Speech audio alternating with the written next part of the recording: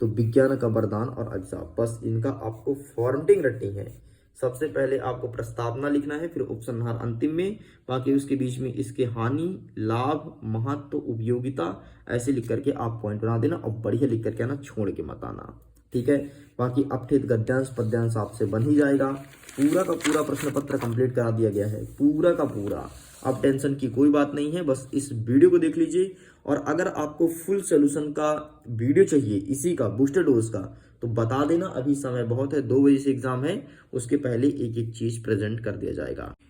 Welcome back to middle education. तो कैसे हैं आप सब? लीजिए आपके सामने कक्षा 9वीं हिंदी का बूस्टर डोज प्रेजेंट करने वाला हूं।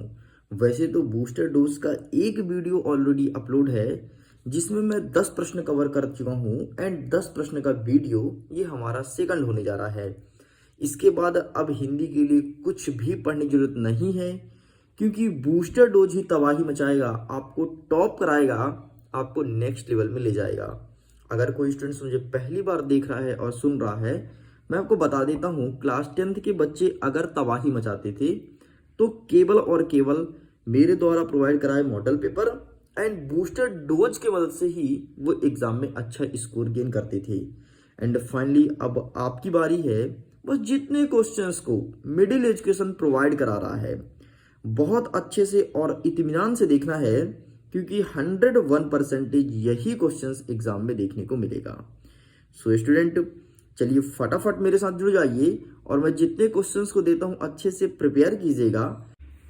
डेफिनेटली अपने स्कूल में टॉप आप ही करने वाले हैं। देखिए, बूस्टर डोज के फुल सोल्यूशन मैं अपलोड नहीं कर रहा हूं, केवल और केवल क्वेश्चन दिखा रहा हूं।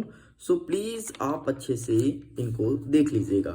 यहां से स्टार्ट होते हैं हमारे बूस्टर डोज के मात्र 10 प्रश्न। सो चलिए फटाफट देखते हैं।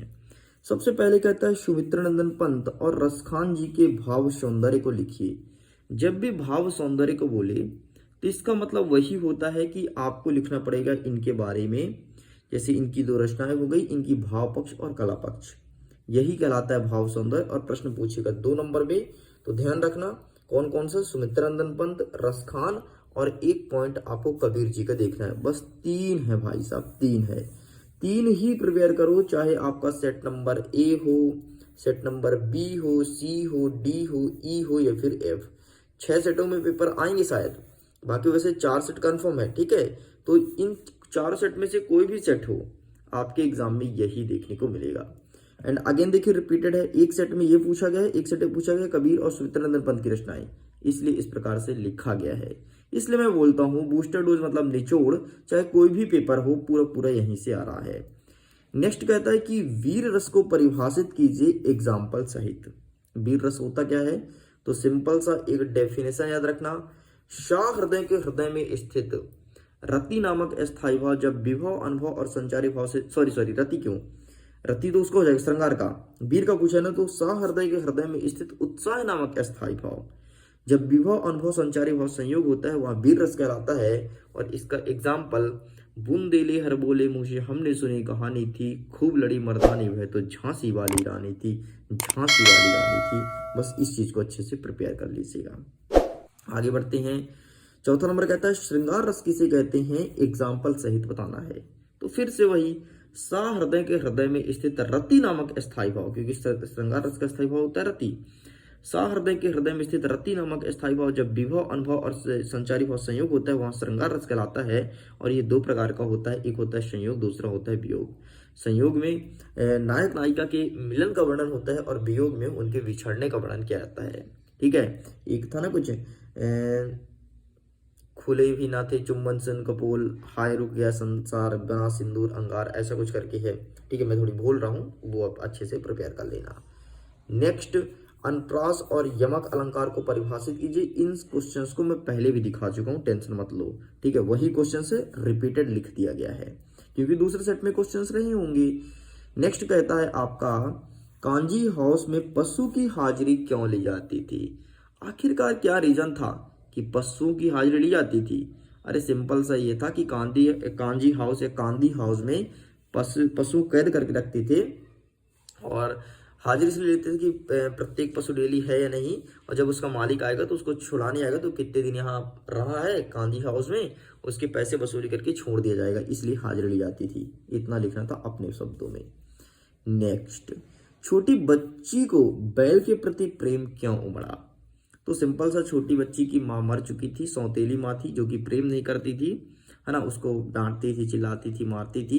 तो छोटी बच्ची को लगा कि जिस प्रकार से मेरी माँ नहीं है उस प्रकार से इन बैलों की माँ नहीं है, हीरा और मोती के, है ना। तो जा करके हीरा मोती से लिपट करके रोया करती थी, और जो भी उसे रोटी मिलता था छोटी बच्ची को जा करके हीरा मोती के साथ बांट करके खाया करती थी, इसलिए उसका बैलों के प्रति प्रेम उमड़ा था।